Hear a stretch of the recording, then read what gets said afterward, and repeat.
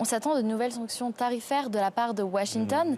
À quel point la réponse de l'Union européenne doit être, selon vous, ferme? Et pensez-vous que l'Union dispose d'une stratégie définie et efficace pour gérer cette escalade tarifaire? Oui, on doit répondre d'une façon ferme, mais aussi d'une façon intelligente. Ça veut dire qu'on doit venir à une solution négociée. Des tarifs signifient des impôts que les consommateurs américains vont payer, que les compagnies américaines vont payer. Ça ne sera pas bon pour les Américains, mais ça sera aussi mauvais pour les Européens. Donc, rentrer dans une guerre des tarifs, ce n'est pas le mieux chemin.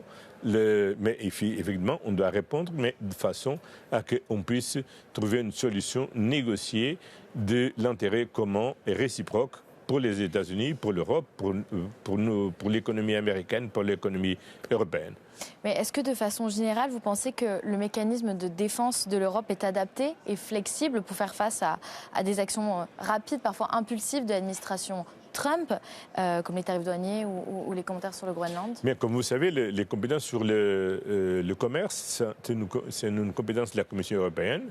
Et donc la Commission européenne a tous les outils pour répondre et faire la gestion.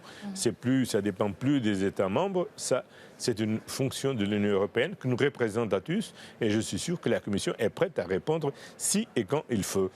Mais je crois aussi que, je l'espère que les efforts de négociation que la Commission a déjà entraînés avec les États-Unis, et notamment par le commissaire Maroš Šefčovič, puissent arriver avec succès, parce que vraiment c'est une grande erreur économique pour les États-Unis, aussi pour l'Europe et pour le monde global, parce qu'en fait, nos relations commerciales représentent 30% des relations commerciales globales, 40% du PIB global. Donc, ça ne va pas affecter seulement l'Europe et les États-Unis, ça va toucher à tous. Donc, c'est une grande erreur, mais j'ai l'espoir que les États-Unis comprennent la dimension de cette erreur et qu'on puisse éviter une guerre commerciale.